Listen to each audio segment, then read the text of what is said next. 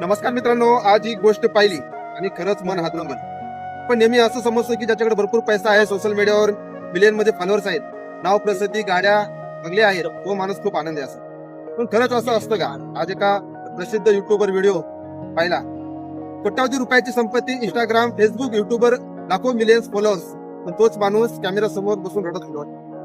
तो म्हणत होता, मी 5 दिवसापासून जेवलेला नाही, माझ्या आयुष्यात खूप मानसिक त्रास आहे, काही लोक माझ्या पाठलाग करत आहेत, कदाचित हा माझा शेवटचा व्हिडिओ असेल. हे ऐकून एक गोष्ट लक्षात आली, पैसा असला म्हणजे सुख मिळतच असं नाही, फॉलोअर्स असले म्हणजे माणूस आनंदी असतोच असं नाही.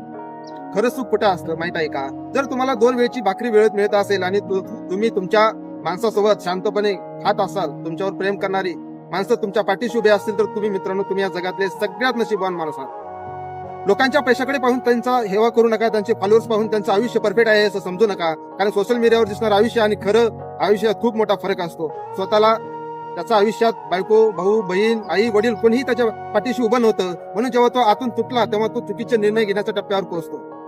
असेही लोक आहेत मित्रांनो, ज्यांच्याकडे करोडची संपत्ती आहे, पण तरीही तो स्वतःला संपवण्याचा विचार करतात. म्हणून विचार करा, माणसाला खरं मानसिक समाधान नेमकं कुठे आहे? पैसा सर्वस्व नाही. आणि शेवटी एक सत्य, आपण एकटे जमाला आलो आणि एकटे ज्या स्मशानभूमीत प्रत्येकाला एकट्यालाच जळावं लागतं. मानसिक